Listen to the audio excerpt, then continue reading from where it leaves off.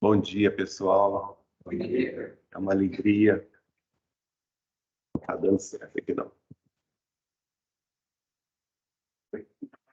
Está passando. Não? Deixa eu ver aqui.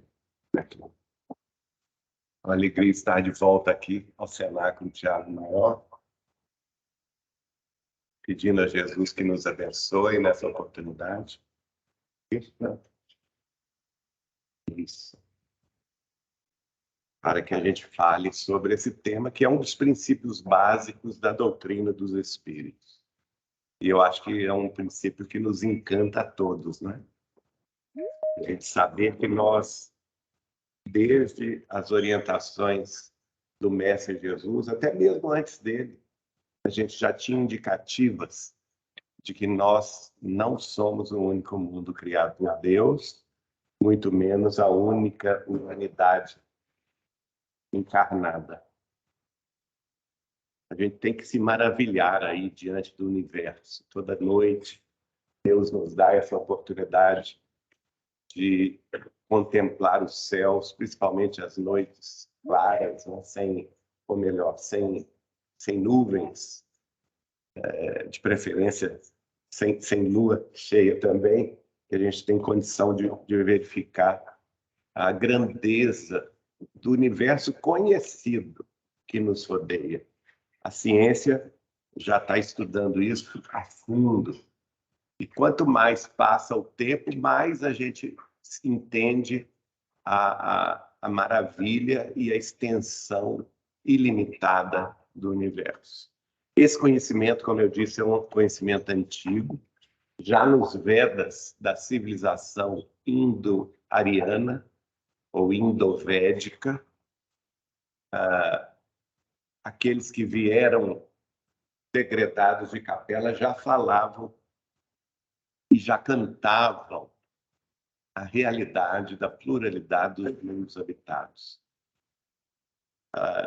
No século VI a.C., vamos ver Zoroastro, que fundou uma religião na região da Pérsia, na civilização persa, ensinando a pluralidade dos mundos habitados. O zoroastrismo é uma religião também chamada de madaísmo ou de parzismo, baseada ela no monoteísmo, teve início na Pérsia por volta do século VI a.C., através do profeta Zaratustra, também chamado pelos gregos como Zoroastro. E ele já indicava, 6 séculos antes de Cristo, a questão da pluralidade dos mundos habitados. O filósofo grego Demócrito, que viveu entre 460 e 360 a.C., aproximadamente, ensinava a seus alunos, por volta do século IV, 400 anos antes de Cristo, sobre a possibilidade de uma grande diversidade de mundos habitáveis e sobre a possibilidade de vida nesses mundos. Também Aristóteles, entre 384 a.C. e 322 a.C., foi outro que discutiu o tema da pluralidade dos mundos habitados, mantendo acirrados debates com escolas que negavam o fato. Para os pitagóricos, aqueles que seguiram o pensamento de Pitágoras, todos os corpos celestes seriam habitados. E é nos druidas dos séculos II e I antes de Cristo, nós temos muitas ligações, né, com os druidas, lembrando que o nosso codificador Allan Kardec, nesta ocasião, envergava a personalidade de um sacerdote druida, com o nome Allan Kardec, inclusive, e é um povo originado da corrente indo-europeia, que habitava extensas áreas da Europa pré-romana, especialmente nas Gálias, onde hoje é a França, e na Bretanha. E os druidas eram sacerdotes do povo celta, dos celtíberos e dos celta-bretões também. E um dos postulados orais, uma vez que eles não escreviam os seus conhecimentos, Um dos postulados que era passado de geração em geração era justamente a pluralidade dos mundos habitados, tendo em vista, inclusive, que os seus monumentos eles sempre estavam voltados para os céus. Aqueles monumentos monolíticos, né, de pedras, sempre tinham uma ligação com o cosmos. Mas é claro que nosso Senhor Jesus Cristo, quase 2000 anos atrás, em registro anotado por seu apóstolo querido, João Evangelista, vai dizer: há muitas moradas na casa de meu Pai. Se assim não fora, eu vou teria dito. Então, há muitas moradas na casa do Pai. Ainda, logo a seguir, vamos ver a escola neoplatônica, não é? Sabendo que Platão, discípulo de Sócrates, também uma das encarnações de Allan Kardec, já defendia essa tese. E a escola neoplatônica, que foi por volta de 100 a.C. até 161 depois de Cristo, teve entre dois de seus seguidores, Lucrécio, 99 a.C. a 55 a.C., e Cláudio Ptolomeu, nos anos 83 a 161 depois de Cristo, afirmavam que todo o universo visível não seria único. Já um conceito até mais avançado, o conceito do multiverso. Estratos filosóficos posteriores nós vamos ver em diversas obras, tratando sobre o tema da pluralidade dos mundos habitados. Vamos ver em Plutarco, em Cyrano de Bergerac, em Fontenelle, em Huygens, em Voltaire, em Emanuel Swedenborg, aquele célebre médium sueco que antecedeu em um século quase a codificação kardeciana. Vamos ver também nos trabalhos de Charles Bonnet, de Lambert, de Sir Humphrey, de David Young, de De Fontaine e de Ponsard. Mas é com Allan Kardec, o professor Rivail e os seus seguidores que esse conceito atinge a sua maturidade. Um dos seguidores de Allan Kardec era o célebre astrônomo francês Camille Flammarion, que viveu no século XIX, escreveu várias obras sobre o tema. Claro que são ensaios, são obras que não necessariamente são a verdade, no sentido das descrições que ele faz dos outros mundos, né? São apenas ensaios ou também romances, mas ele vai escrever, por exemplo, um livro chamado A Pluralidade dos Mundos Habitados, com esse tema. Ele vai escrever o livro mais famoso dele, que é Urânia, em que ele viaja pelo universo, mostrando-nos diversos mundos habitados, dentro da sua imaginação. Claro, é uma obra de ficção, mas é uma obra que veio sedimentar, principalmente no movimento espírita, um dos princípios básicos que a doutrina dos espíritos nos legou, que é a pluralidade dos mundos habitados. Um dos 14 princípios básicos que o professor Leon Denisard Rivail nos deixou. E por isso mesmo, nós espíritas temos que, por obrigação, estudar o caso, né? Eu até me impressiono de ver determinados, ou que se dizem espíritas, falarem contra um dos princípios da doutrina e rejeitarem essa ideia. Porque não faz o menor sentido se a pessoa... Vejam bem, nós estamos falando aí de milhares de anos de estudos que vão se acumulando para chegar na maturidade espiritual da humanidade terrestre no século XIX, com Allan Kardec, e no século XX, com Chico Xavier, para que a gente pudesse entender amplamente esse conceito e abraçá-lo.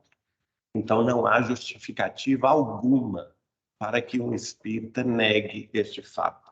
Ao negá-lo, ele está negando a própria codificação de Allan Kardec. Vamos ver como que Allan Kardec é claro sobre isso. No Livro dos Espíritos, ele, você sabe muito bem, é a primeira obra filosófica do Espiritismo, e todas as questões humanas, tudo aquilo que era anseio, era pergunta, era questão, era dúvida, Allan Kardec fechou neste livro, permitindo que os espíritos superiores o respondessem. E ele estabeleceu, inclusive, uma técnica de verificação das respostas por diversos médiuns, em diversos países, através de diversos espíritos, que é a concordância universal do ensino dos espíritos, mas essa concordância não é o único aspecto do método científico feito por Kardec para receber as orientações dos espíritos superiores, porque haveria também outros, como, por exemplo, a idoneidade do médium, né? A fonte, reconhece-se a árvore pelos frutos, não é? Então, tudo isso ele levou em consideração. E lá nessa pergunta de número 55 do Livro dos Espíritos, ele perguntou: todos os globos que circulam no espaço são habitados? A resposta é clara: sim.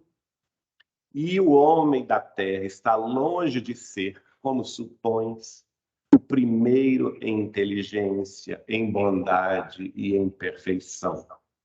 Entretanto, há homens que se julgam muito fortes e pretendem que só este pequeno globo tenha o privilégio de abrigar seres racionais.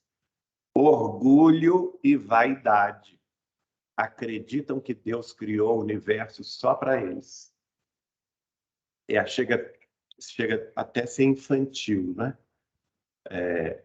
O Chico costumava brincar conosco a esse respeito. Ele falava assim: olha, se Deus criasse todo o universo apenas para nos distrair a visão durante a noite, né, aqui na Terra, ele poderia ser comparado a um grande latifundiário improdutivo, né?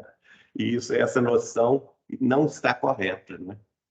E próprio Kardec vai comentar nessa pergunta: Deus povoou de seres vivos os mundos, concorrendo todos esses seres vivos para o objetivo final da providência. Acreditar que só os haja no planeta que habitamos fora duvidar da sabedoria de Deus, que não fez coisa alguma inútil. Certo, a esses mundos há de ele ter dado uma destinação mais séria do que a de nos recrearem à vista. Aliás, nada há, nem na posição, nem no volume, nem na constituição física da Terra, que possa induzir à suposição de que ela goze do privilégio de ser habitada com exclusão de tantos milhares de milhões de mundos semelhantes. Então, a Kardec aqui está até avançado, né, no comentário dele, porque lembrando, gente, na época de Kardec, não se conheciam outras galáxias. A astronomia da época de Kardec só conhecia a Via Láctea, a nossa galáxia. E hoje a nossa ciência chegou à conclusão que existem 2 trilhões e 400 bilhões de galáxias. É um número que foge à nossa compreensão. E mesmo nessa única galáxia, que é a nossa casa interestelar, não é? Supõe-se que existem 600 milhões de sistemas estelares. E o nosso Solzinho é um só, viu, gente? Diante de 600 milhões de sóis que estão aí orbitando ou seguindo o seu curso na nossa Via Láctea, a nossa galáxia.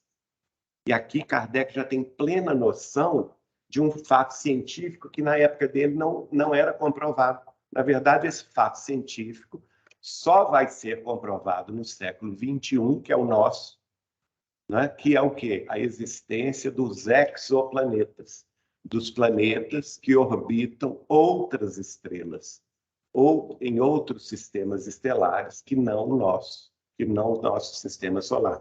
Tanto é que ele fala aqui, com exclusão de tantos milhares de milhões de mundos semelhantes à Terra.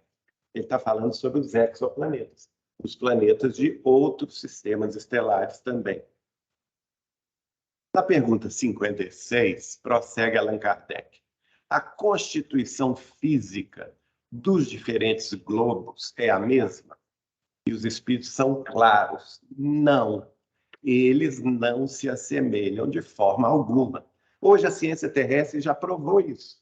Na época de Kardec não tinha como provar, porque nós não tínhamos nem inventado o avião ainda, né? Muito menos satélites, muito menos naves que saíssem da Terra em direção a outros mundos. Hoje nós temos naves tão potentes, né? Telescópios tão potentes, como agora, mês passado, começou a funcionar o telescópio James Webb, que está revelando maravilhas, assim, tudo que a gente já tinha visto como belezas pelo telescópio chamado Hubble, que já tem uns 20 anos por aí. O James Webb está revelando em muito mais clareza, muito mais grandeza, em detalhes assombrosos. E nós já sabemos, os terráqueos já enviaram naves para todos os planetas do Sistema Solar, né? Para Vênus, para Mercúrio, para Marte, Júpiter, Saturno, Urano, Netuno, até Plutão. Nós temos hoje a beleza de sabermos como que é a constituição física da crosta de Plutão. E veja, e todos são diferentes. Todos esses 9 planetas, eu estou incluindo aqui Plutão como um planetóide, né? São completamente diferentes entre si, tal como os espíritos falam com Kardec. Não, a constituição deles não se assemelha. E na pergunta 57, decorrente dessa 56, Kardec vai perguntar, não sendo a mesma para todos a constituição física dos mundos, deve-se concluir que tenham organizações diferentes os seres que os habitam?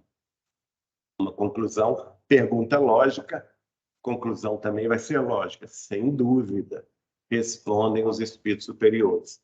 Como entre vós os peixes são feitos para viver na água e os pássaros no ar. Então, veja, não é difícil a gente imaginar que a vida extraterrestre ela é muito diversa da vida terrestre. Claro que vão existir planetas muito semelhantes ao nosso planeta Terra, né? Os astrônomos já definem isso com clareza, porque para ser semelhante ao planeta Terra precisa o quê? Precisa orbitar uma chamada zona habitável da sua estrela, que vai variar de acordo com o calor, com a luminosidade, com o tamanho da estrela. Então, não existe uma distância padrão da estrela, mas existe sim uma zona habitável e que esse planeta tenha que estar nesta zona habitável. Esse planeta tem que ser necessariamente rochoso, como a Terra é, tem que conter o quê? Água em abundância, tem que conter atmosfera semelhante à nossa, como que contendo o quê? Oxigênio, nitrogênio, a água, que é a união do hidrogênio com o oxigênio, bases da vida, né? Nós sabemos que toda a vida terrestre, por exemplo, ela é baseada em 5 blocos fundamentais. Todos os seres vivos terrestres, todos eles, desde os seres unicelulares até as algas marinhas, os peixes nos oceanos, os anfíbios, os mamíferos, os animais terrestres, os pássaros, os insetos, os hominídeos, né? E nós, seres humanos, todos nós, as plantas, nós temos 5 blocos fundamentais. Quer dizer, nossos corpos são formados só podem existir com a existência desses 5 blocos fundamentais, que é o oxigênio, o hidrogênio, o nitrogênio, o fósforo e o carbono. Toda a vida terrestre se baseia nisso. O que vai nos diferir, naturalmente, vai ser a nossa evolução de inteligência. Agora, isso só será possível encontrar em planetas chamados de exoplanetas, em outros sistemas estelares, que tenham as mesmas condições que a Terra. As condições de temperatura, de pressão, as condições atmosféricas, a existência de água em abundância, oceanos, rios, chuva, a existência de terra firme, uma crosta sólida, não é? E esses 5 blocos fundamentais para que lá a vida seja semelhante à nossa. Inclusive, o Chico Xavier vai me dizer o seguinte: desde a Segunda Guerra Mundial, começou o degredo da Terra. Os espíritos que estão sendo degradados da Terra, ou expulsos da Terra, porque não estão se afinizando com a paz, com a fraternidade, com a verdade, com a justiça, não é? Eles estão sendo levados daqui para lá. E o Chico definiu o nome desse mundo. Ele falou que é um mundo chamado Quiron. Não é um mundo do nosso sistema solar, é um mundo de um outro sistema solar. E o Chico me falou, tem 2 grandes diferenças. O resto é tudo igual. Ele me falou que a temperatura é semelhante à nossa. Lá tem rios, tem chuvas, tem oceanos, mares, tem lagos, tem vegetação abundante, animais como semelhantes aos nossos, pássaros, peixes nos oceanos. Tem tudo que a Terra tem. Só que tem 2 grandes diferenças desse mundo chamado Quiron. A primeira diferença é o tamanho. Olha que interessante. Chico falou comigo isso na década de 80. A ciência não tinha chegado ainda na comprovação dos exoplanetas, que só veio depois de 2004, né? E na década de 80 ele me falou, esse planeta é muito maior do que a Terra, muitas vezes maior do que a Terra. Então é como se fosse uma Terra gigante. E, curiosamente, os exoplanetas que estão sendo descobertos pelos astrônomos e astrofísicos modernos são exatamente como o Chico descreveu.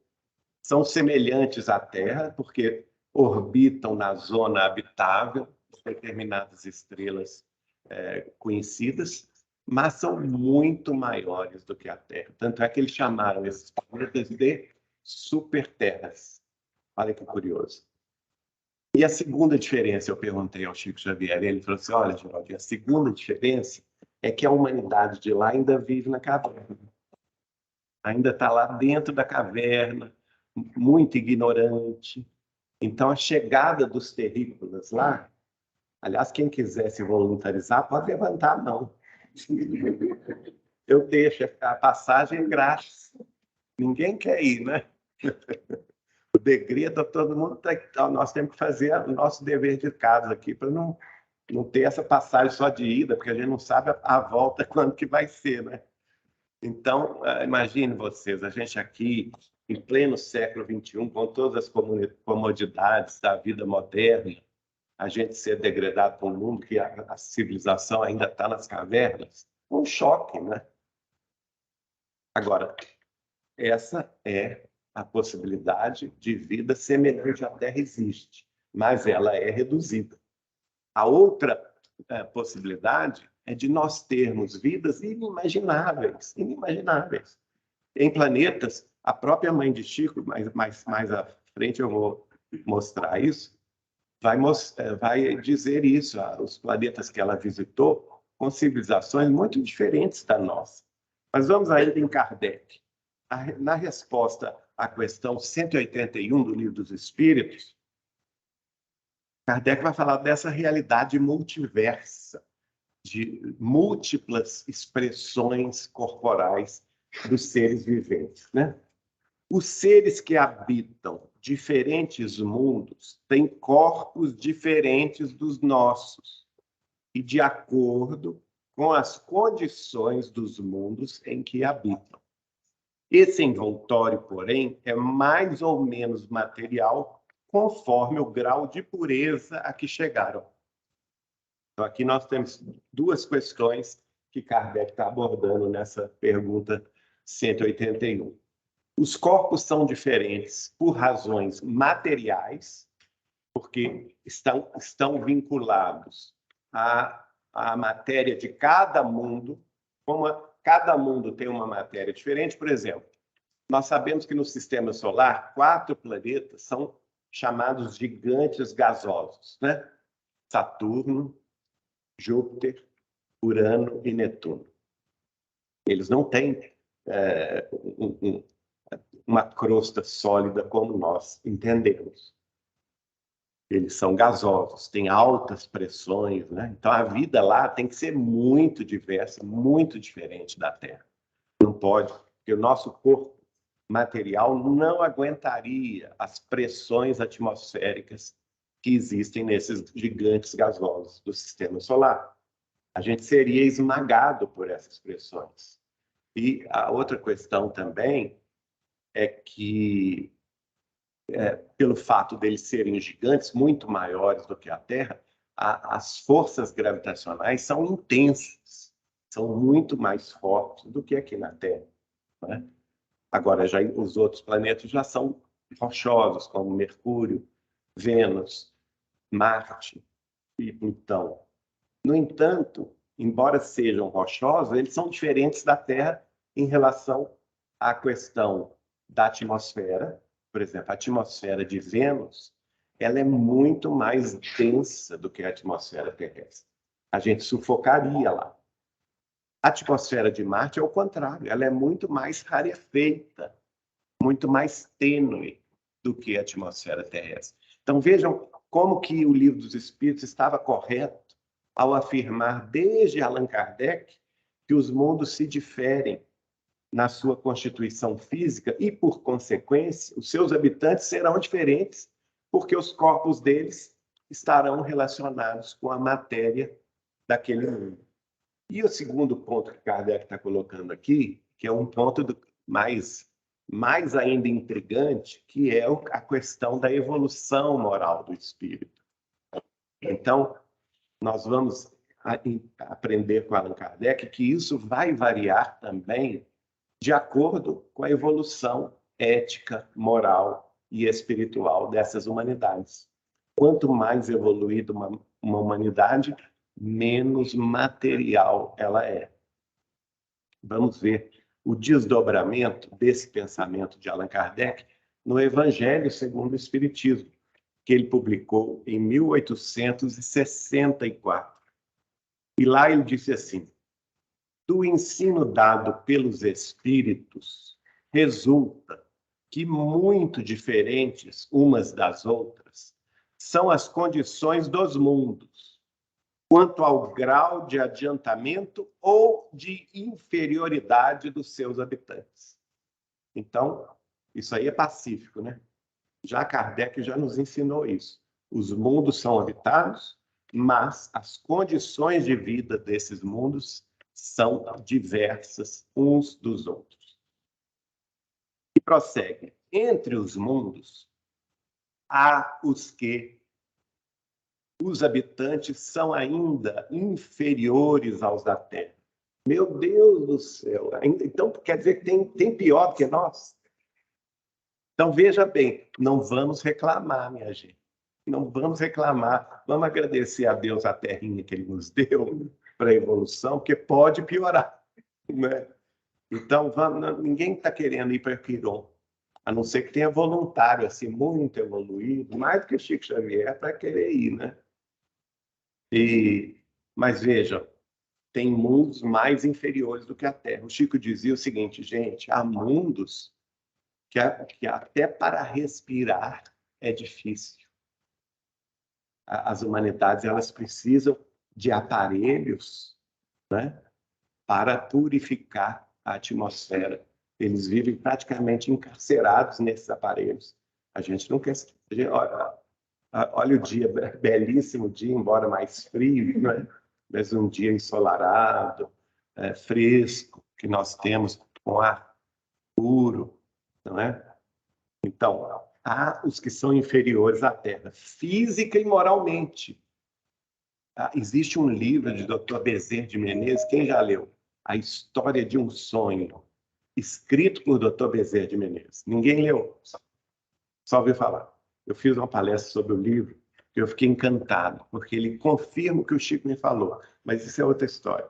Dr. Bezerra, ainda encarnado, gente, escreveu um livro de um desdobramento sucessivo que ele teve lá no Rio de Janeiro. Ele morava no Rio, já era casado, já tinha família, já era espírita. E ele saía do corpo, encontrava-se com o seu guia espiritual. Quem sabe o nome do guia espiritual, Dr. Bezerra? Ele próprio revela. Bartolomeu dos Mártires é o guia espiritual de Dr. Bezerra. Ele se encontra com o guia espiritual e o guia espiritual o leva para o espaço e para o planeta Vênus, para ele recordar a vida que ele tivera em Vênus. E ele descreve a vida que ele teve em Vênus, ele recorda, e ele nos mostra que a vida em Vênus é pior do que a Terra. A vida em Vênus é pior do que a Terra. Ele descreve uma humanidade muito mais bruta. Inclusive, ele foi príncipe lá em Vênus. Ele conta isso. Bom, ele descreve que os corpos são muito mais feios do que os nossos, né? Na aparência. Ele próprio se espanta com a feiura dos venusianos. E, especialmente, que são ainda um mundo bem atrasado em relação à Terra. E ele fora degradado para Vênus, porque de outro sistema solar ele tinha cometido crimes de guerra. Olha só que interessante, né? O próprio Dr. Bezerra escreve isso. Então, quem quiser, está gratuito na internet, vocês conseguem o PDF desse livro, chama-se A História de um Sonho. Dr. Bezerra de Menezes escreveu. Então, mostrando aí um planeta inferior à Terra do ponto de vista físico e moral.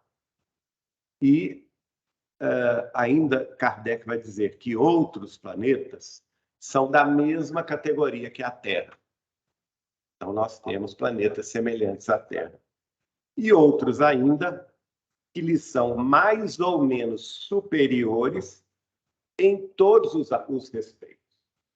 Então, tem planetas que são inimaginavelmente superiores à Terra em evolução científica, tecnológica, moral, ética, espiritual, não é?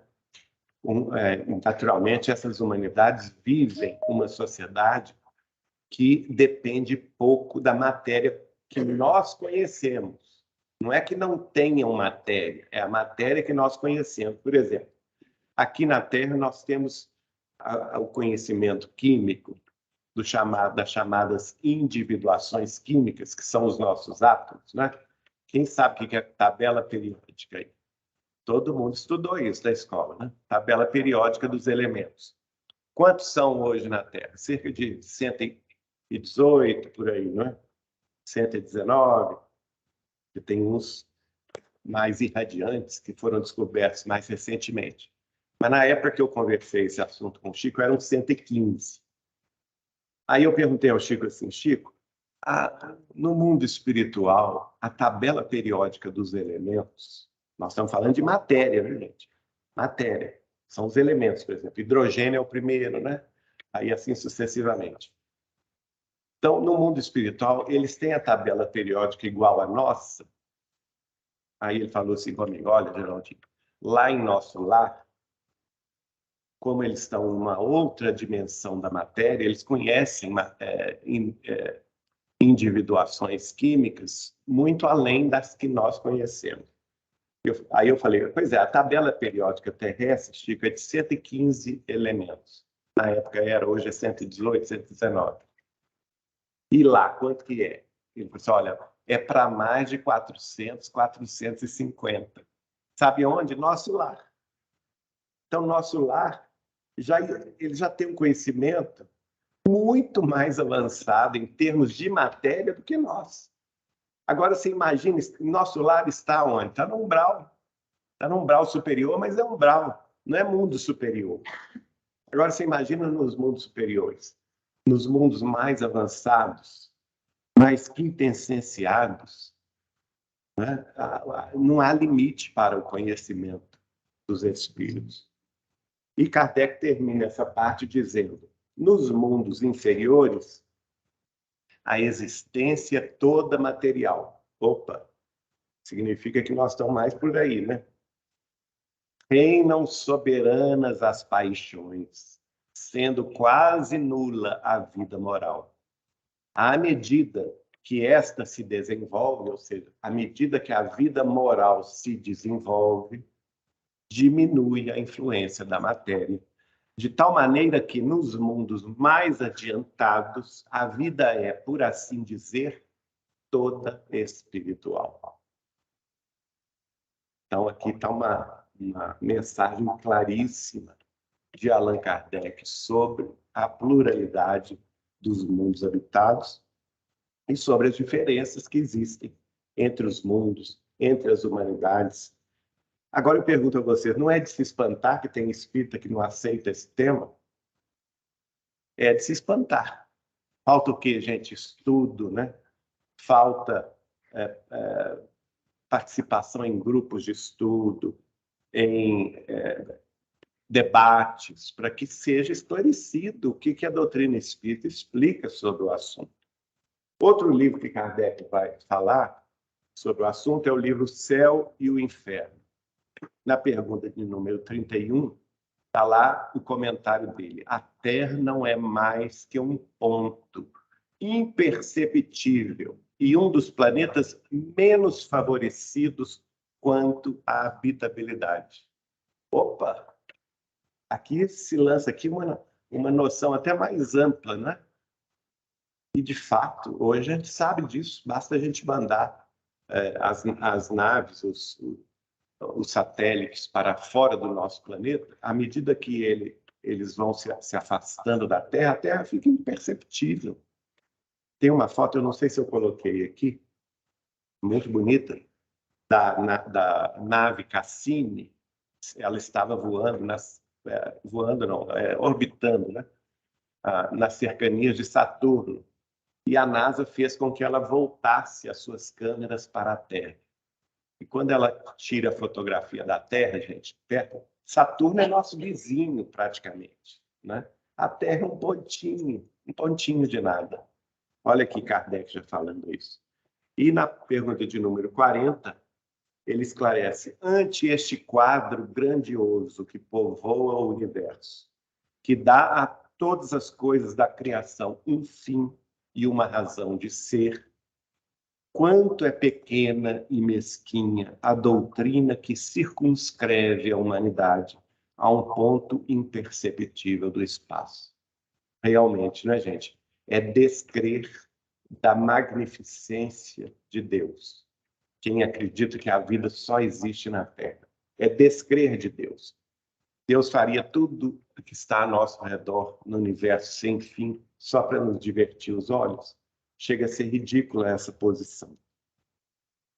Mas é na obra de Chico Xavier que nós vamos ver um desenvolvimento muito grande da obra de Kardec nesse ponto. O Chico vai receber de diversos espíritos notícia sobre a pluralidade dos mundos habitados. Diversos dos seus livros fazem referência a outros mundos habitados. Esse slide já está superado. Está falando que o Chico tinha 497 livros. Hoje já são 539. Né? O homem, mesmo depois de morto, continua, né? Continua nos dando livros. É interessantíssimo isso. Eu fiz um cálculo lá na casa de Chico Xavier, de Pedro Leopoldo. Quando ele desencarnou, nós calculamos, verificando editora a editora, chegou-se então ao número de 439 livros. 439 livros, quando ele desencarnou. em junho, exatamente 20 anos atrás, né? Junho de 2002. Ele deixou na Terra 439. Hoje nós temos 539, 100 livros a mais de psicografias inéditas que ele havia deixado aqui na Terra.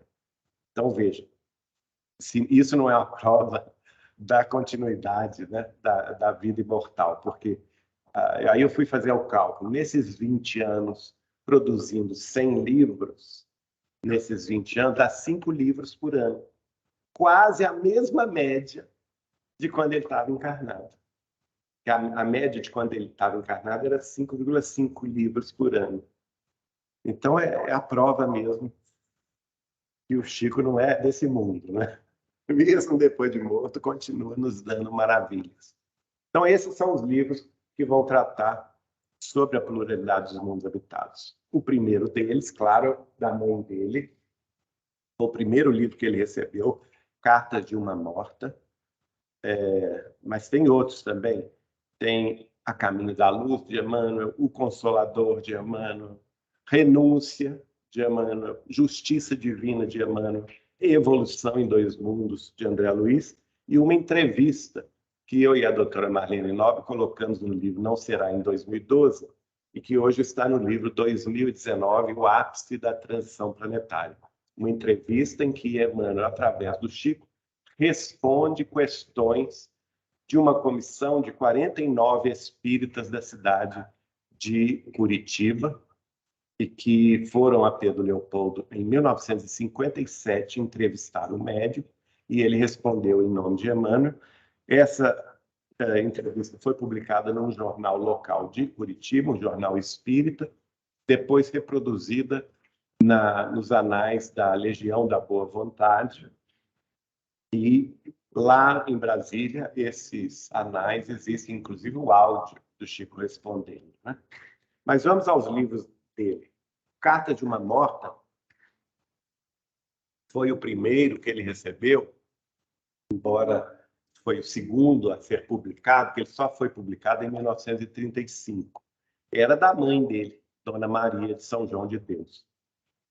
E o guia espiritual dela vai escrever: há mundos de todas as espécies. Olha bem como que está em sintonia a obra de Chico Xavier com a obra de Allan Kardec. Há mundos de todas as espécies, diversificados em sua natureza. Mundos de dor, de ventura, de aprendizado, de luta, de regeneração. Todas essas distantes pátrias que os vossos telescópios localizam, dentro da noite imensa, não poderiam estar vazias e abandonadas. Não se compreende uma cidade edificada, rica de monumentos e obras, sem habitantes e sem vida. Os planetas que rolam no infinito constituem a família universal, por excelência. Cada um deles comporta uma humanidade, uma humanidade irmã de todas as outras que vibram na imensidade. Isso é o guia espiritual da mãe de Chico Xavier explicando para ela, não é? E ela vai contar também suas visitas a Marte. Ela vai, por exemplo, com o guia espiritual, verificar a humanidade de Marte, que ela reconhece ser mais evoluída do que a terrestre. E, de fato, o Chico vai me dizer o seguinte, conversando com ele, ele diz assim, olha, era para a humanidade terrestre e a humanidade marciana evoluírem como humanidades irmãs. A gente deveria ser humanidades irmãs, humanidades gêmeas. Só que a humanidade terrestre, desde que se estabeleceu aqui, se devotou à guerra, se devotou à pilhagem, à matança, ao crime, à violência. E a humanidade marciana não. Então, eles evoluíram moralmente muito mais rápido do que nós, de forma tal que hoje eles estão numa situação espiritual muito mais ampla, muito mais evoluída do que nós. E vocês vão ver aqui o espírito de Humberto de Campos dizendo que eles se preocupam conosco, porque nós somos o vizinho incômodo. Veja bem. Mas vamos voltar à mãe de Chico. Ela vai ver que a densidade em Marte é sobremaneira mais leve, tornando-se a atmosfera muito rarefeita. De fato, isso já foi provado pela NASA, né? Vi homens mais ou menos semelhantes aos nossos, mas os seus organismos, ou seja, os seus corpos, possuíam diferenças apreciáveis.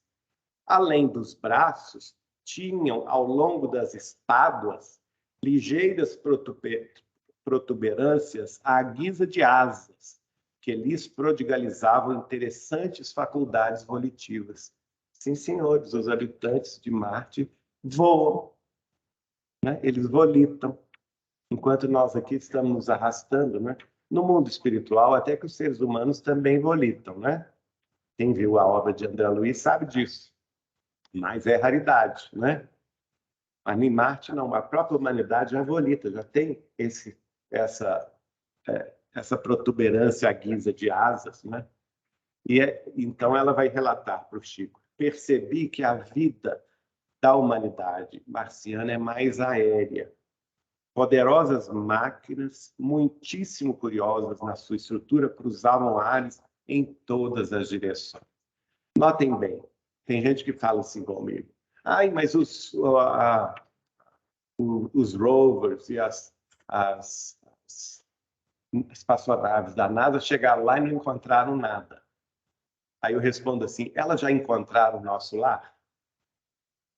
Existe alguma nave, algum avião terrestre que já se deparou com o nosso lar? Não. Né? Então, é a situação espiritual. Lembra-se que Kardec disse: quanto mais evoluída a humanidade, mais espiritual, menos material é a sua humanidade? Então, é a situação de Marte. Marte está mais evoluída, pelo menos 1000 anos na nossa frente, segundo Chico, 10 séculos. Então, eles já estão num patamar de organização científica, tecnológica, e inclusive corporal, muito acima de nós. E nossas naves e nossos aparelhos somente registram o que nós estamos acostumados a registrar dentro da faixa do infravermelho ao ultravioleta. E não conseguimos penetrar esses domínios da matéria, domínios outros, que são próprios até da Terra. Por exemplo, o mundo espiritual terrestre, que nós não enxergamos. Isso não significa, no entanto, que eles não existem, né? A mesma questão. Aqui ela fala dos oceanos, não dá para falar tudo por causa do tempo, eu vou pular rapidinho aqui essa questão, né? Ela fala de planícies imensas, não vendo grandes montanhas, de fato, né? Marte é muito plano, e águas são muito raras. Olha que interessante isso, porque a NASA já provou isso. As águas são muito mais raras. As chuvas quase que se não verificam, mostrando-se o céu geralmente sem nuvens. Isso aqui já foi provado pela ciência, olha. Grande parte das águas desapareceram nas infiltrações do solo, combinando-se com elementos químicos das rochas, excluindo-se da circulação ordinária do órgão. Olha que interessante. E de fato é assim. Ela visita também Saturno. Saturno espanta a mãe do Chico, porque ela acha os habitantes de Saturno horrorosos. Ela diz assim: vi várias habitações. Agora, Saturno é muito mais evoluído que Marte, né? Saturno é um dos mundos felizes próximos da Terra. Vejamos lá o que ela nos diz. Vi várias habitações de estilo gracioso, onde predominavam grandes colunatas artisticamente dispostas, decoradas com uma substância para mim desconhecida. Olha aí, a matéria desconhecida, né? Que mudava de cor em lindíssimas nuances aos reflexos da luz solar. Contemplando o espaço muito acima de nós, vi grandes massas multicores que tomei por variadas nuvens. E, ao mesmo tempo, notei que seres estranhos evolucionavam nos ares em gráceis movimentos, apesar de me parecerem bizarros. Então, vejam, os saturninos são, para nós, bizarros, não são nada semelhantes aos humanoides terrestres, né? Ela vai falar que são bizarros. Nada tinham de comum com os tipos da humanidade terrena. Vejam que os marcianos ainda tinham a aparência humanoide, embora eles fossem alados, né? Mas os saturninos não. Eles nada têm de comum nos seus corpos de apresentação física aos nossos corpos terrenos. E aqui ela fala, com suas membranas à guisa de asas, tão estranhas para mim, as quais lhes facultavam o poder de volitar à vontade. Então, eles também têm essa condição de volição. Agora, sobre eles, ela vai dizer, essas criaturas são altamente dotadas de sabedoria, sensibilidade e inteligência. Seus sentidos e percepções são muito superiores aos dos homens terrenos, e a preocupação máxima da sua existência é a intensificação do seu poder intelectual. Então, é um mundo feliz, um mundo que já superou todas as questões da humanidade terrena, e eles se devotam, então, à sabedoria, conquista de sabedoria, à sensibilidade, inclusive mediúnica, viu, gente?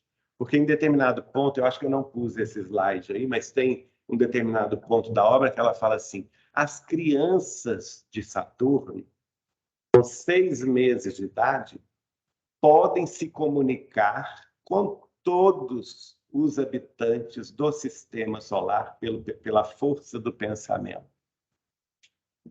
Então, veja bem, com 6 meses, as crianças de Saturno são Chico Xavier.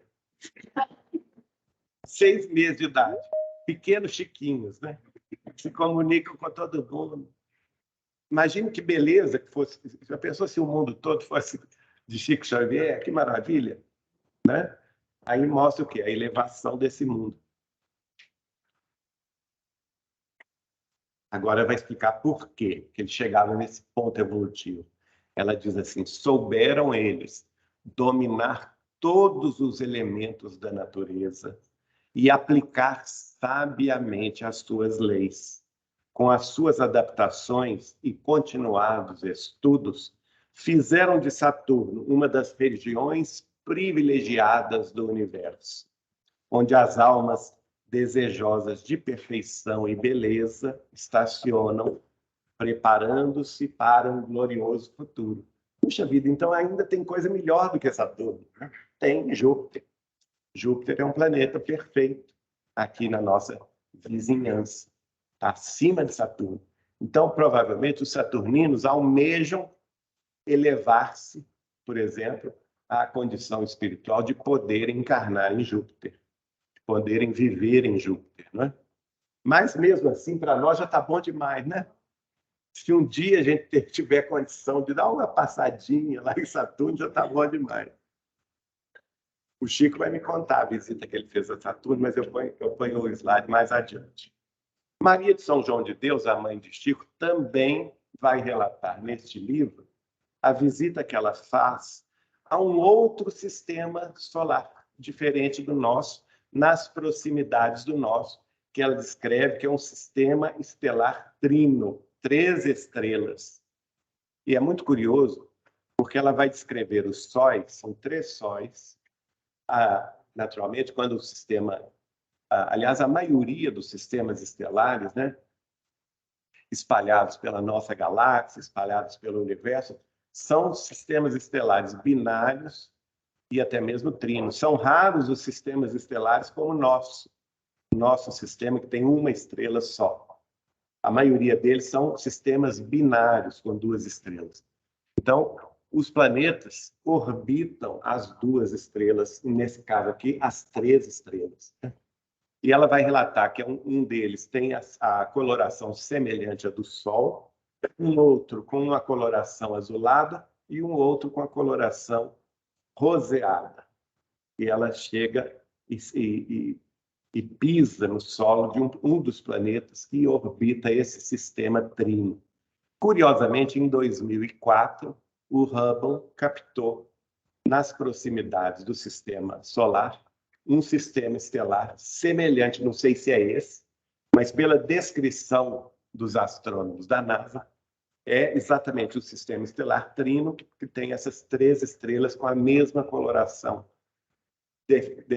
definida pela mãe de Chico neste livro de 1935. Veja bem como que a ciência vai depois confirmando o que veio pelas mãos de Chico Xavier. Em 1937, veja que a obra do Chico, de 2 em 2 anos, ela nos falava sobre o assunto. Parecia até que ele estava nos preparando, né? Primeiro 35, depois 37. O livro é de Humberto de Campos, Crônicas de Além Túmulo. Então, aí as capas desse livro. Numa das mensagens, ele diz assim: há uma providência, faltou acento, desculpem, há uma providência misericordiosa acompanhando os surtos evolutivos da Terra. O homem compreenderá, então, a necessidade de um imperativo de paz, solidário com o progresso espiritual dos outros mundos. Veja bem, nós precisamos aqui na Terra de estar em paz para entrar no rol dos planetas regenerados, que, se Deus quiser, vai acontecer ainda neste século XXI, né? Mas para isso a gente precisa estar em paz aqui na Terra. Para quê, gente? Para a gente ter sintonia com esses mundos mais evoluídos que nos vizinham. Quem são eles? Marte, Saturno, Urano, Netuno, Júpiter. Todos são mais evoluídos que a Terra. Então, para que a gente entre em contato de forma fraternal, de forma colaborativa com eles, a gente precisa estar em paz. E a obra do Chico continua. 2 anos depois, lembra que eu disse que cada 2 anos vinha um conhecimento a mais. Emmanuel escreve A Caminho da Luz. Na realidade, ele escreveu em 37, mas foi publicado no início de 39. E lá no A Caminho da Luz, ele vai explicar sobre a Via Láctea, que é o nosso, vai falar sobre o nosso sistema solar e sobre a Via Láctea, comparando a Via Láctea, a nossa galáxia, a uma cidade interestelar. Para a gente compreender, é como se fosse uma Belo Horizonte, não é? Com todas as suas cidades vizinhas, Contagem, Betim, Pedro Leopoldo, a grande Belo Horizonte, com seus bairros mais distantes, com o bairro central, não é? Aí ele vai comparar o sistema solar como um prédio. Então, o nosso Sol, com os planetas que se lhe seguem, é um prédio, mas não é um prédio assim do centro da cidade, nem da Savassi, nem da bairro de Lourdes, nem coisa. Não, é um prédio pequeno de periferia.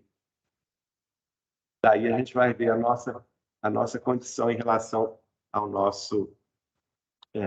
a nossa Via Láctea. Ele diz assim: tomando o Sol e os mundos nossos vizinhos como apartamentos de um edifício, então a Terra nós sabemos que é o terceiro andar, né? É o terceiro planeta que orbita o Sol. O primeiro é Mercúrio, o segundo é Vênus, o terceiro é a Terra.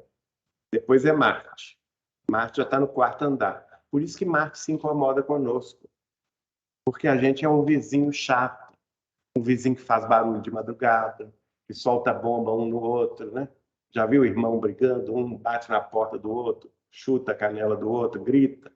Marido briga com a mulher, grita, e assim sucessivamente. Nós somos esse andar barulhento, chato, incômodo. E Marte, que vem logo a seguida, se incomoda conosco.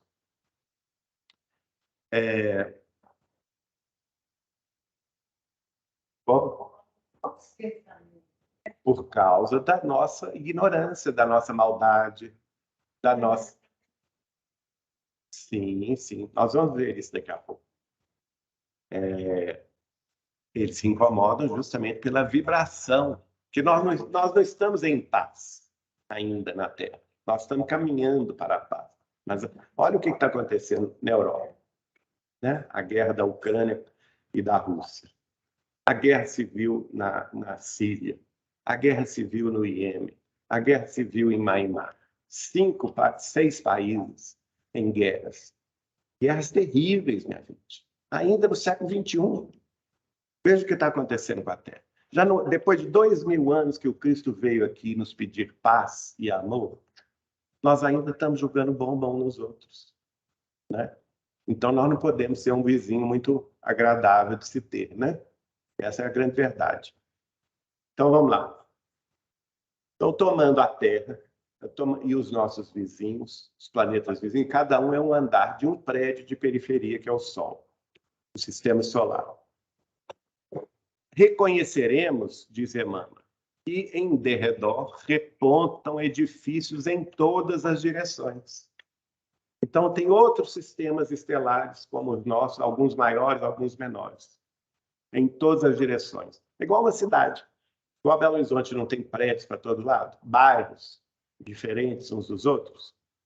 Nossa casa, olha só, o nosso Sol é a nossa casa, o nosso prédio. Não é a mais humilde, graças a Deus, né? O Chico falou, uma vez eu perguntei para ele assim, Chico, nós estamos muito no início da jornada? Ele falou assim, não, meu filho, nós já estamos a meio caminho. Eu disse, graças a Deus. Meio caminho já é muita coisa. 50% está bom, né? Por isso que a gente está a caminho da regeneração. O dia que a gente tiver 50% mais um voltado para o bem, para a verdade, para a justiça, a gente já entra no mundo de regeneração.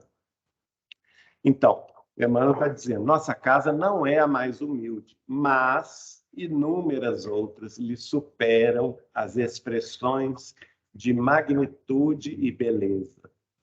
Além da nossa edificação, salientam-se palácios e arranha-céus, como Betelgeuse, Arcturus, Antares e muitas outras residências senhoriais, imponentes e belas, exibindo uma glória perante a qual todos os nossos valores se apagariam. Então, tem sentido o orgulho terrestre? Tem sentido a vaidade terrestre? Nenhum. Tem sentido algum. Esses mundos, que são nossos até vizinhos, né? Esses sistemas estelares, todas as nossas conquistas humanas se apagariam diante deles, diante da magnificência, da beleza do que eles já alcançaram. Em nossa cidade interestelar, surpreendemos milhões de lares. Olha aí, Emmanuel afirmando, milhões de planetas habitados, nas mais diversas dimensões e feitios. Olha aí a concordância com a obra de Kardec, né? Nas mais diversas dimensões, tamanhos e feitios, nos quais, então, cada planeta tem sua destinação. A vida e a experiência enxameiam vitoriosas. Então, é inquestionável que esses mundos são habitados. Aí ele vai falar sobre Capela. Ele vai revelar uma questão importante, que é a existência de Capela. Há uma grande estrela na constelação do Cocheiro, que recebe o nome de Capela. Magnífico sol entre os astros que nos são mais vizinhos. Ela faz-se acompanhar igualmente da sua família de mundos. Capela é um sistema binário, são 2 estrelas, né? E ela é vizinha da Terra porque dista, se não me engano, não sei se é 42 ou 49 anos-luz do sistema solar. É bem próximo em termos astronômicos. A luz caminhando, a luz viajando a 300 mil quilômetros por segundo leva 42 anos para chegar lá, e vice-versa. Para nós é uma distância assim, inimaginável. Mas em termos astronômicos, isso não é nada, gente. Isso é como se fosse o nosso quintal, né? E Emmanuel revela quase todos os mundos que lhes são dependentes já se depuraram física e moralmente. examinadas as questões do atraso moral da Terra. Então, hoje, eles são mundos que já superaram a Terra, tanto física quanto moralmente. Mas há muitos milênios, e aí ele vai dizer 10.000 a.C., começou o degredo de Capela para cá, e o Chico vai me dizer que terminou 7.000 anos atrás, 5.000 a.C. Então, num período de 5.000 anos, quatro grupos de degradados vieram degradados de Capela para a Terra. O primeiro deles, os arianos, que começaram a se desenvolver nos montes Pamir, onde hoje é o Turquestão. Depois os hindus, que depois se misturaram aos arianos, criando a civilização indo-védica, que é por isso que os Vedas da Índia falam sobre a pluralidade dos mundos habitados, porque eles vieram de outro mundo, eles sabiam, né? Depois vieram os egípcios, civilização egípcia, e por último, os hebreus. Então, essas quatro correntes que Emmanuel, migratórias, né, que Emmanuel vai falar nesse livro, ele dedica capítulos para cada uma desses grupos de degradados, né? Ele explica, há muitos milênios, um dos orbes de Capela que guarda muitas afinidades com o globo terrestre, aqui ele não revelou, mas o Chico vai me dizer, esse planeta é guiado por Jesus também. Por isso que guarda muitas afinidades com a Terra. Atingir a culminância de um de seus extraordinários ciclos evolutivos. Transição planetária. O que nós estamos vivendo hoje, aqui na Terra, eles estavam vivendo 7.000 anos atrás. Alguns milhões de seres rebeldes lá existiam, e uma ação de saneamento geral os alijaria daquela humanidade. Qualquer semelhança com a Terra de hoje não é mera coincidência, viu, gente?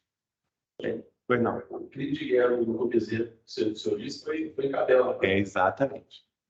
Por isso que o Dr. Bezerra vai escrever que ele nesse livro, A História de um Sonho, ele se vê um ser totalmente voltado à guerra, ao mal, né?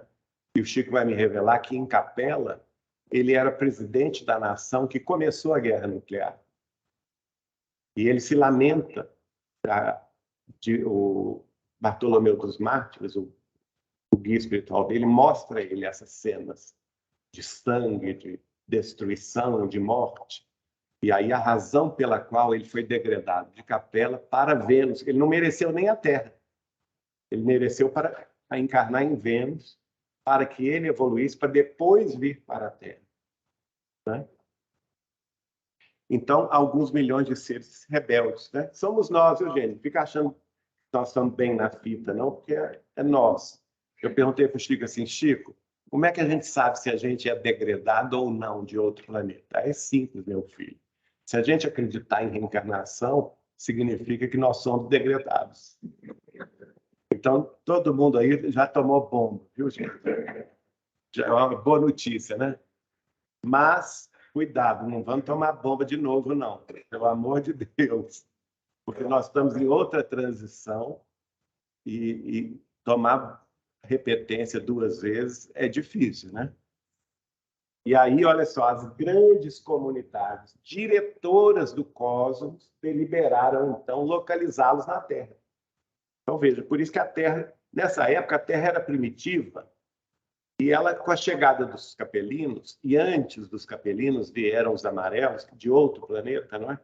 Que não são capelinos, os da etnia amarela teriam vindo de Aldebaran, a Terra se torna um mundo, era mundo primitivo, a Terra também passou por uma transição planetária, só que de mundo primitivo para mundo de expiação e de provas.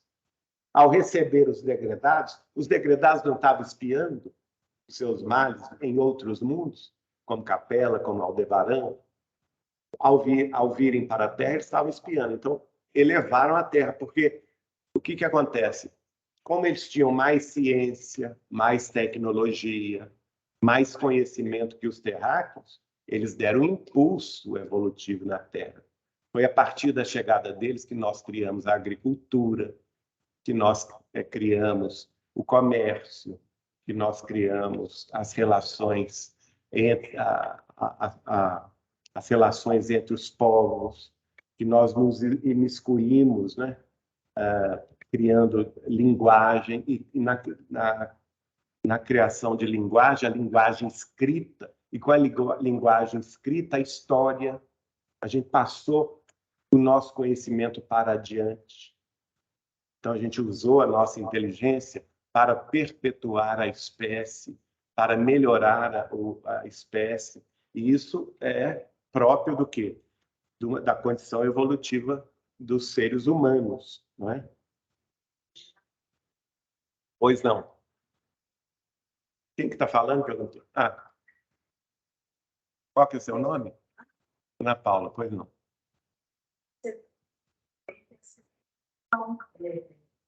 Já está aqui um degredo da Quirón. Sim, sim. Lá, essas pessoas que estão sendo degredadas, talvez elas são mais evoluídas, porque lá também está havendo uma chance de evolução. Já.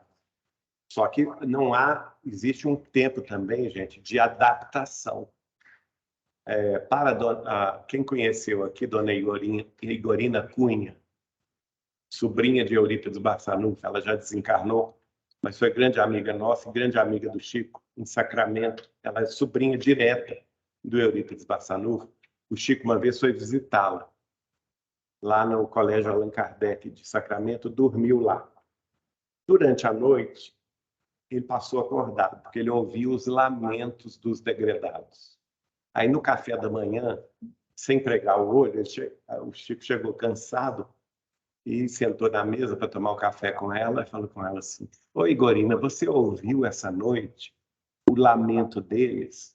Você acha, Chico, eu não ouvi coisa alguma. Mas você não ouve pela clareaudiência.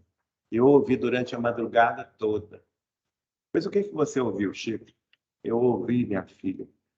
Chegavam naves do mundo espiritual e de outros planetas e entravam nas sombras e nas trevas terrestres e arrancavam os seres das sombras e das trevas terrestres, tirando eles de lá e colocando nessas naves e depois levando-os para a Lua. E quando passavam pela crosta terrestre, eu ouvi o lamento deles. Estão sendo degradados, estão sendo expulsos da Terra. Ora, não é difícil a gente imaginar o lamento, não é, gente? Porque basta você pensar que a Terra hoje, e você imaginar que você vai encarnar no futuro, num planeta que o mundo ainda é primitivo, é para chorar mesmo. Mas Jesus avisou, não avisou? Haverá choro e ranger de dentes. Quem não seguisse a palavra dele, haveria choro e ranger de dentes. Porque tudo na vida tem limite. Até a nossa liberdade tem limite. A partir do momento que 2000 anos depois da mensagem cristã, a humanidade não se regenerou, então vai ter uma limpeza geral. Kardec vai estudar isso no último capítulo do seu último livro, A Gênese, os Milagres e as Predições segundo o Espiritismo, né? O capítulo que tem o nome de Sinal dos Tempos, os tempos são chegados. Tem o subcapítulo que ele fala sobre o degredo, tem o subcapítulo que ele fala sobre os flagelos diversos, entre os quais epidemia, está lá, previsto por Kardec, necessários para acelerar a saída, ele chama de campo de saída dos espíritos retardatários, mas que, ao mesmo tempo, acelera a chegada dos espíritos mais preparados para a regeneração. Agora, Humberto de Campos, no livro Novas Mensagens, também vai visitar Marte, ele e o guia espiritual dele. Fala da atmosfera bem mais rarefeita. Ele contempla os habitantes do nosso vizinho, cuja organização física, olha ele falando sobre os corpos dos marcianos, cuja organização física difere um tanto do arcabouço típico com que realizamos as nossas experiências terrestres. Falando também a semelhança da mãe de Chico, né? Embora eles sejam humanoides, mas o corpo deles é diferente. Notei igualmente que os homens de Marte não apresentam, olha que interessante, respondendo aí a sua pergunta, olha o que ele fala, não apresentam as expressões psicológicas de inquietação em que se mergulham os nossos irmãos das grandes metrópoles terrenas. Uma aura de profunda tranquilidade os envolve. Olha a diferença, né? Era tempo, contudo, de observarmos a cidade com suas disposições interessantes. Atingimos extensa praça, onde se erguia um templo, maravilhoso pela sua imponência, tocada de majestosa simplicidade. Fala sobre as nuvens e, olha ele falando sobre alimentação. Aqui a gente esconde a cabeça, né, debaixo aqui da mesa. Em Marte, o problema da alimentação essencial, através das forças atmosféricas, já foi resolvido, sendo dispensável aos seus habitantes felizes a ingestão das vísceras cadavéricas dos seus irmãos inferiores. Então, vamos, a mensagem está dada, né? Hoje é domingo, quem for aproveitar aí um franguinho assado vai pensar duas vezes. Né?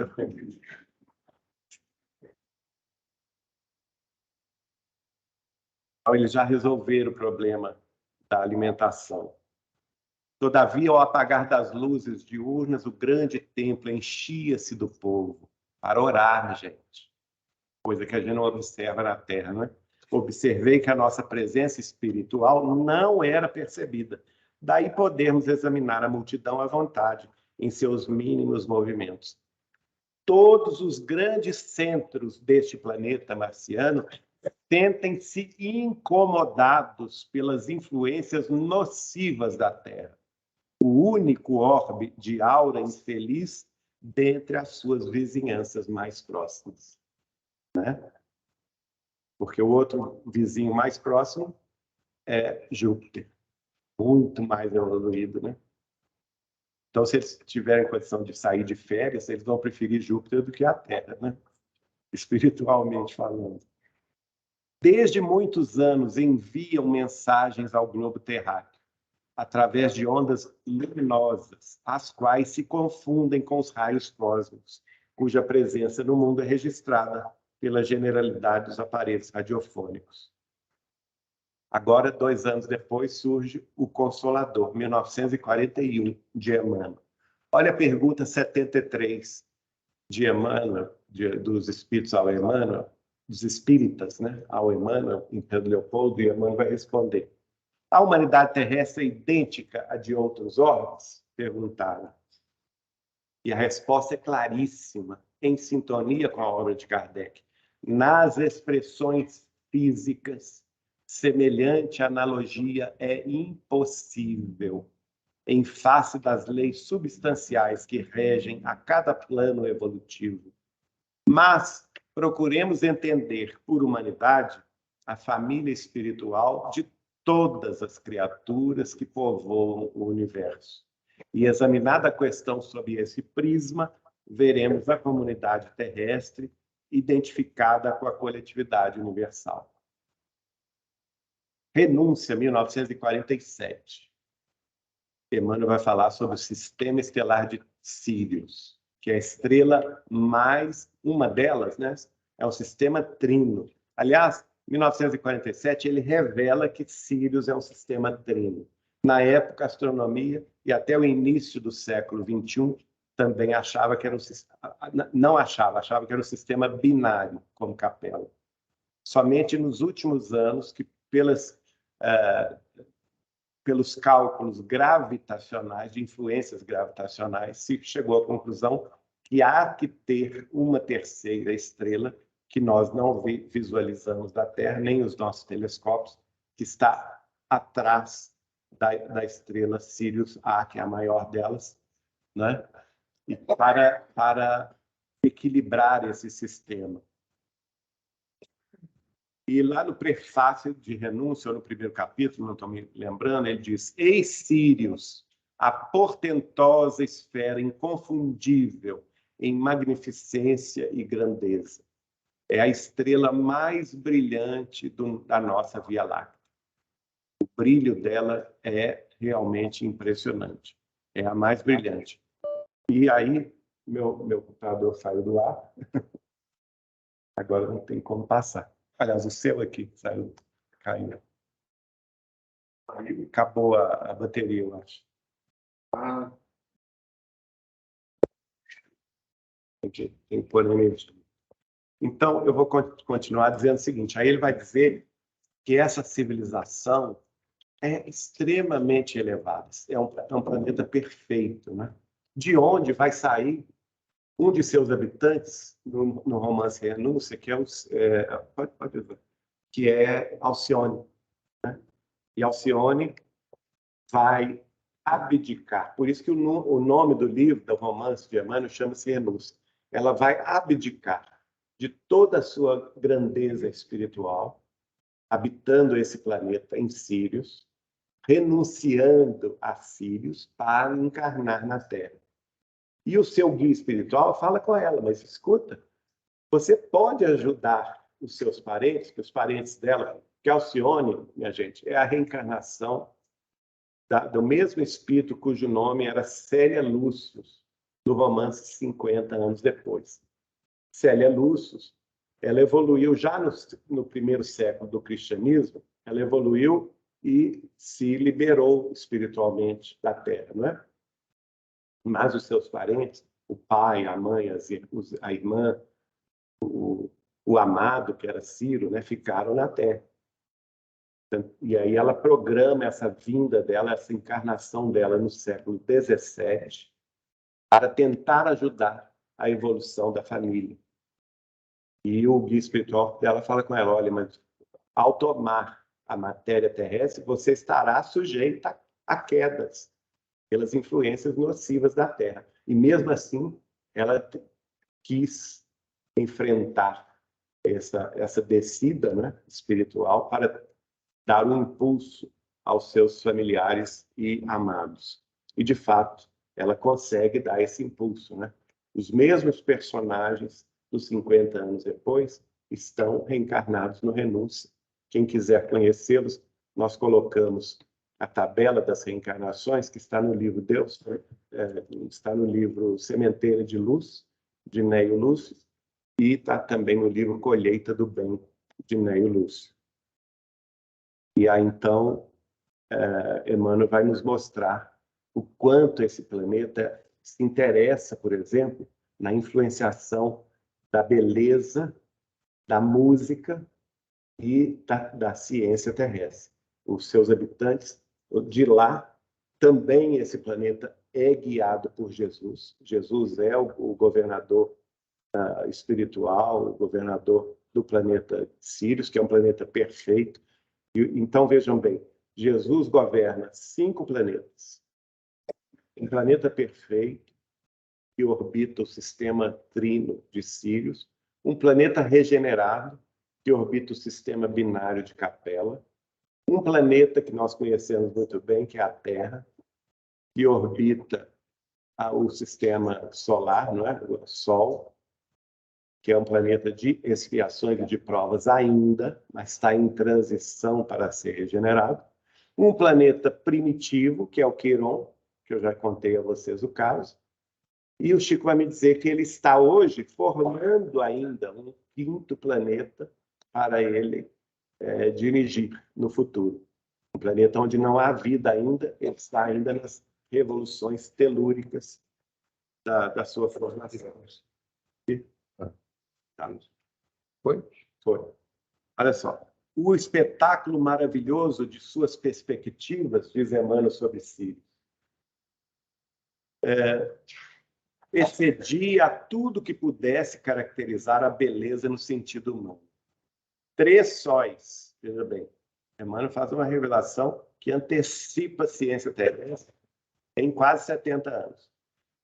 3 sóis rutilantes despejavam no solo redondo oceanos de luz mirífica em cambiâncias inéditas, como lampadários celestes acesos para endênico festim de gênios imortais. seres alados, outra questão, né? Lá os seres têm asas, iam e vinham, obedecendo a objetivos santificados, num trabalho de natureza superior, inacessível à compreensão dos terrícolas. Penetramos num templo de majestosas proporções, dominados por pensamentos intraduzíveis. Muito acima da nave radiosa, elevava-se uma torre translúcida, trabalhada em substância sólida e transparente, semelhante ao cristal, de cujo interior jorravam melodias harmoniosas. O santuário augusto era uma vasta colmeia de trabalho e oração. Mais tarde, André Luiz vai falar brevemente no Evolução em Dois Mundos, né? No fluido cósmico universal operam as inteligências gloriosas, como a do Cristo, que formam impérios estelares, e no seio dessas formações assombrosas se estruturam a matéria, o tempo e o espaço, oferecendo campos gigantescos ao progresso dos seres. E em 1964, Emmanuel vai escrever no livro Justiça Divina, ante os mundos superiores, esta mensagem: não podemos aliar-nos do preço que a Terra pagará pela promoção. Abrindo as estradas do Espírito para essa era de luz, abracemos a vitória do bem, seja qual seja o nosso setor de ação. Então, nós temos um preço a pagar na transição planetária. Esse preço é o preço da paz. Obreiros da imortalidade, contemplaremos os habitantes da Terra elevando-se em direitura de outras plagas do universo, prevê Emmanuel.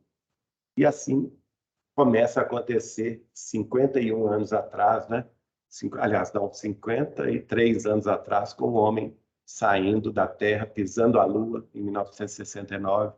E hoje as máquinas humanas já estão em todo o sistema solar e já há previsões de estabelecimento de uma base permanente na Lua.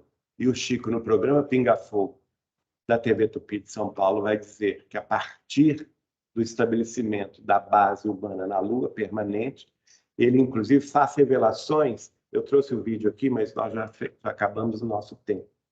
Ele faz revelações que antecipam a ciência terrestre, que nós iríamos encontrar água abundante na Lua, oxigênio, azoto, matéria plástica e vidro para a construção da base lunar.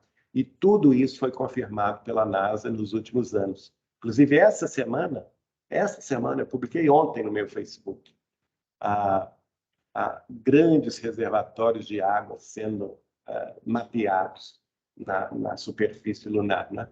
E lá no programa Pinga Fogo ele vai dizer, a partir da Lua, nós vamos entrar em contato com civilizações extraterrestres.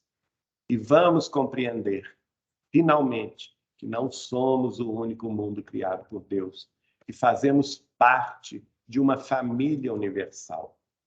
Né? E isso é que nós todos somos convidados a meditar na data de hoje e a compreender que nós temos um papel a desempenhar, cada um de nós, nessa transição planetária, contribuindo para a paz, para o amor, para a fraternidade, para a solidariedade, para a justiça, para que o mundo terrestre, nos próximos anos, e principalmente de hoje até 2057, quando nesse mesmo programa o Chico afirma, que Emmanuel afirma que a Terra será um mundo regenerado. Então, gente, é pouco tempo que nós temos. Nós vamos ingressar no rol dos planetas regenerados ainda em meados deste século XXI. Mas para isso acontecer, ele mesmo diz, é preciso que uma grande gama de transformações que ocorrerão no planeta para o concurso e o aceleramento desse processo de mudanças. E cabe a cada um de nós essa escolha. Porque nós estamos diante de dois paradigmas. O paradigma materialista, que é o paradigma do mundo de expiações e de provas, em que vale apenas a matéria, vale apenas o levar vantagem acima de tudo, não é? E o outro paradigma, que é o paradigma do futuro, do mundo regenerado de amanhã, que é o paradigma da espiritualidade, onde tanto a filosofia quanto a ciência e a religião se darão as mãos, unidas, para compreender a sabedoria maior dos mundos mais avançados e dos seres mais evoluídos que nós, para que eles possam colaborar conosco nessa transição planetária. Agradeço a vocês, fiquem com Deus, que Jesus nos abençoe.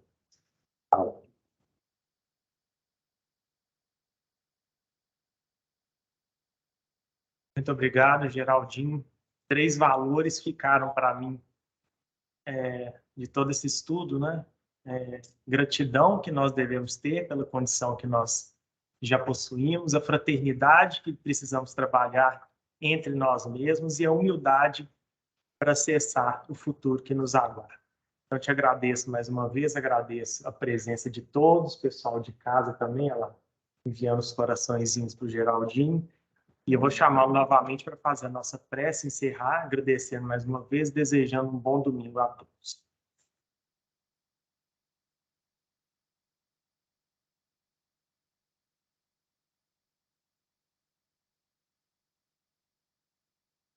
Então, vamos elevar o nosso pensamento a Deus, nosso Pai, que é todo poder e toda bondade, a Jesus, nosso divino amigo e instrutor maior, luz de nossos caminhos, caminhos de verdade e vida que nos aguardam mais além.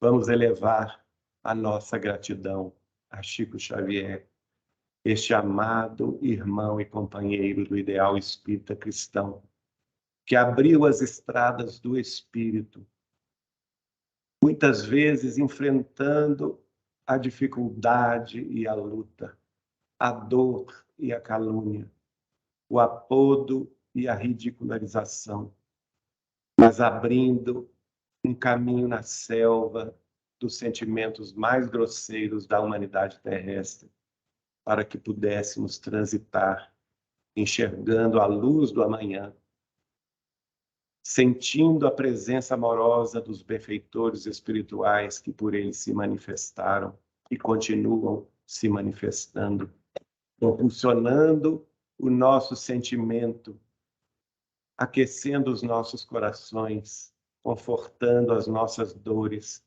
e substancialmente iluminando o nosso raciocínio, para que a luz do Cristo, sublime e imorredora, esteja conosco, assim hoje, agora, mas também para todos sempre, a fim de que todos, num só coração, num só abraço, numa só união de fraternidade e amor, possamos, em nossos humildes grupos de trabalho cristão, revivecendo os ensinamentos do Evangelho de Jesus, trazendo a boa nova de novo para o coração do povo, para que estejamos unidos e juntos neste ideal de seguirmos mais adiante, com humildade e perseverança, coragem e devotamento, paz e alegria, espalhando amor, espalhando sorrisos, espalhando abraços, espalhando consolação e esperança àqueles que têm necessidade de fé, àqueles que têm sede de justiça, àqueles que têm fome de luz, para que sejam saciados em nome de Deus e em nome de Jesus. Que assim seja, Senhor.